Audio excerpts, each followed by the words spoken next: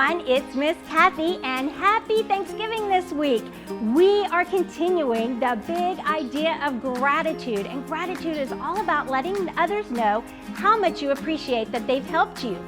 We are going to find ourselves today in Matthew chapter 20, verses 1 through 15, where we're going to see that Jesus tells a parable, which is a story about vineyard workers, and they're comparing themselves to each other and their pay.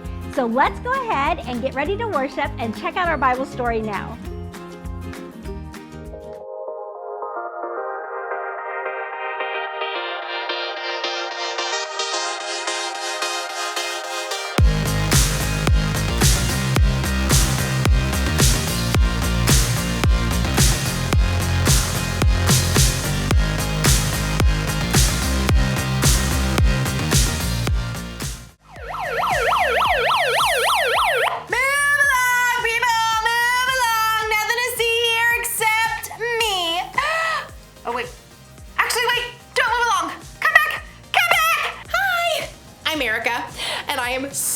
Grateful that I was given this megaphone. So let's talk about gratitude. Gratitude is letting others know you see how they've helped you. With my Megaphone 3000, I can take shout outs to a whole new level. Hey, person on the side of the street, thanks for picking up that piece of candy wrapper. Ooh, person in the purple shirt and those green shoes, you are awesome. Thanks. Hey, birds! Thanks for those positive tweets! Yep, this is probably the best gift I've ever gotten. I will cherish it forever. What? The Megaphone 4000 just came out today with 27 built-in voice modules and Bluetooth capabilities! That's way better than this old thing. Thanks a lot, person who bought me this lame megaphone. Probably got it on sale. In today's Bible story, we'll hear about some people who weren't happy with what they were given and had a real bad attitude about it. That should be fun, right? Sure. Whatever. See you in a bit. Move along, people. Move along. The Bible. It's 66 books of history, stories, letters, and poetry that fit together to form God's one big story. The epic adventure of how He created us and loves us so much that He made a way to rescue us. As we travel through the Bible, from Genesis to Revelation, we discover people who met God and found their lives changed forever. And now for an amazing story, inspired by the book of Matthew, chapter 20, verses 1 through 15. While Jesus taught in many different ways, He often shared the most important truths as stories. He used the things and animals and situations in people's everyday lives to help them understand things that were bigger. One day, Jesus explained to His closest friends what the kingdom of heaven was like, and He used a story to help it connect. Now, if He told that story to us today in our world right now, I think it would go a little something like this. There once was a man who owned a large vineyard. Here at Grape Escape Vineyards, we specialize in red, white, and green grapes. One bright autumn day, the man called in his manager to find out how his harvest was doing. It's doing great. Thanks a bunch. We shall pick the grapes immediately before the beetles nibble them up. That's some good raisoning. The next morning, the vineyard owner rose while it was still dark and hurried to the center of town.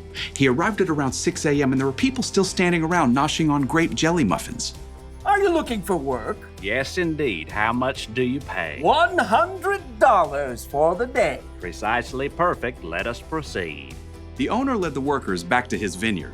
Baskets, hats, don't squash the grapes. Oh, well, what happens if we do that?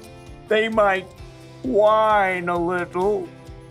The vineyard owner wanted to be sure that the beetles wouldn't ruin his precious grape harvest, so around 3 hours later at 9 o'clock, he returned to the town center and found more people lined up for work. You come pick grapes for me. I'll pay you well. Good deal. Let's go. The workers were all picking as fast as they could, but there were still long rows to harvest, so the vineyard owner went back to the town center at 12 o'clock noon 3 hours later, and there were still plenty of workers standing around. Come, help out in my vineyard. And after the new set of workers had worked for 3 hours, the vineyard owner returned to the town square again at 3 o'clock. Need some more grape pickers, you in? The blazing sun beat down as the vineyard owner added the new workers to his crew. One of the men hired at dawn wiped sweat off his face as he sipped his water. Showing up for work in the afternoon. What a terrible work ethic. The first workers returned to picking grapes, filling basket after basket. But even though it was still 5 o'clock, the vineyard owner returned to the town square where he still found plenty of people hanging around counting cockroaches and looking bored. Why have you been standing here all day? No one, hired us. I'll hire you. Come work in my vineyard. For the final hour of the workday, everybody pitched in. Whew! As the last baskets of grapes were brought up, the owner called to his manager. Just look at all these beautiful grapes, all freshly harvested. A great job, if I do say so. Pay the workers. Start with the ones I hired last of all. So the manager pulled out his cash box and lined up the workers. He started with the ones who only picked grapes for an hour. Here you go. $100. Totally rad, man. At the other end of the line, the workers who began at dawn began doing some quick math. $100 for 1 hour of work. That means we're about to get over $1,000. The manager continued to hand out pay packets to the workers who started at 3 o'clock. $100. And noon. $100. And 9 o'clock in the morning. $100. Okay. By the time the workers who started at 6 a.m. reached the front of the line, they were getting a little bit worried. You're paying us what's fair for working all day, right? Yep. $100. What? Preposterous. The early morning workers stalked off to find the vineyard owner. You paid those hooligans who only worked an hour the same as us, even though we sweated all day picking your grapes. Just look at this crispy sunburn. Friends, didn't you agree to $100 for the whole day? That is a technicality. Do you feel cheated because I gave so freely to the other workers? Don't I have a right to do what I want with my own money? But it's not fair. Take your money and go. I want to give the ones I hired last the same pay I gave you. The early workers glared and skulked away, cash in hand. They had let the owner's generosity to someone else ruin their day. Jesus' story made it clear. God gives freely to everyone. Rather than focusing on what you don't have, adjust your attitude. Choose to look at what you do have. I'm gonna let you in on a little secret. Sometimes I can be ungrateful. It's true. Like with this whole megaphone thing, I think I deserve the best. I'm fun, I'm talented, I'm generous to other people most of the time. I should get the best gifts. It doesn't seem fair that someone else out there will get a better gift than me. No. You see, I forget to be grateful. But here's another little secret. Sometimes you can be ungrateful too. Sometimes we forget to focus on what we've been given because we're too focused on what other people have. We're too focused on what we think is fair. Don't believe me? Ask yourself these questions. Am I jealous when someone has more or better stuff than me? Or do I think I deserve better than other people because I am better than other people? Or do I count my presents at Christmas to make sure I have more than anyone else? If you would say yes to any of those questions, you might need a little gratitude adjustment. All you have to do when you're feeling ungrateful is to take a second and look around at all the things you have to be grateful for. So maybe I don't have 27 voice modules and Bluetooth capabilities, but I do have 2 voice modules. It's important to be grateful. It's easy if you try. I've got the cool siren. Sorry always fair. But sometimes that's a good thing. Because guess what? Jesus died for our sins. That wasn't fair. And we didn't do anything to deserve that kind of sacrifice. But Jesus did it anyway to show how much he loved all people. So here's the one thing to remember today. Adjust your attitude. Be grateful for what you've got. Don't worry about the stuff you haven't got. That's a lesson for me too. Sorry, okay. See you next time.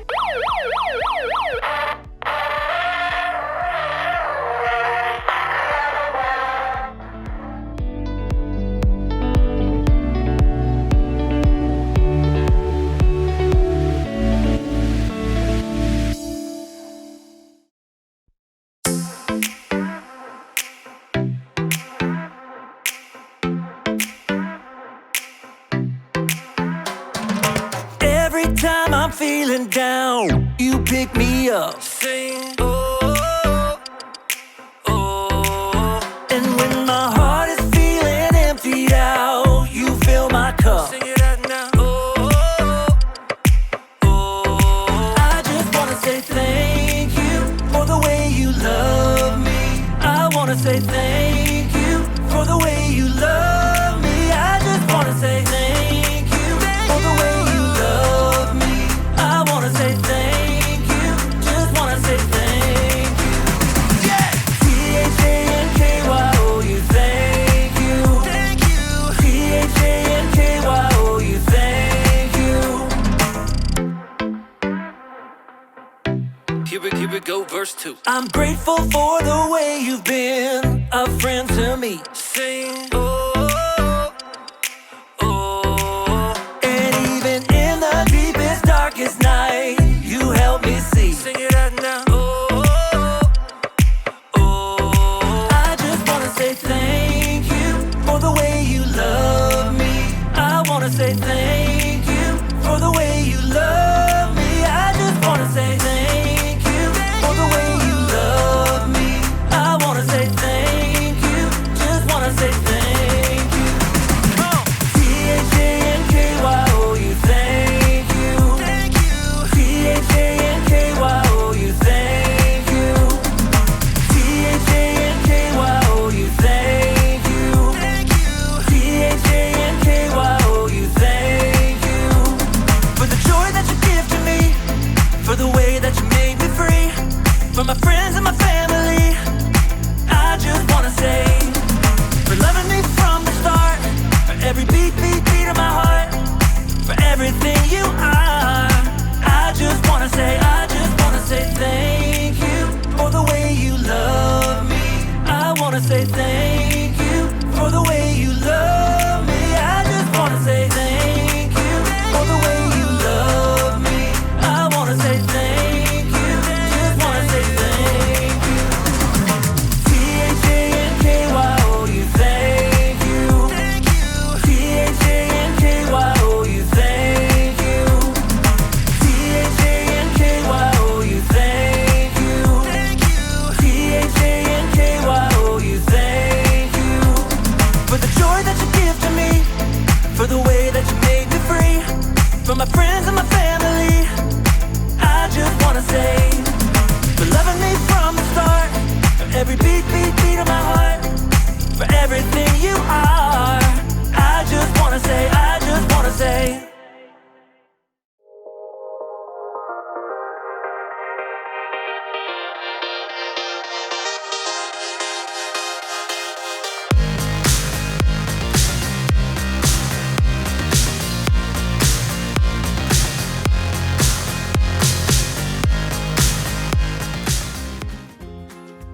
Our bottom line this week is adjust your attitude. If we would just take some time to refocus on all that God has given us, it could really change the way that we look at things.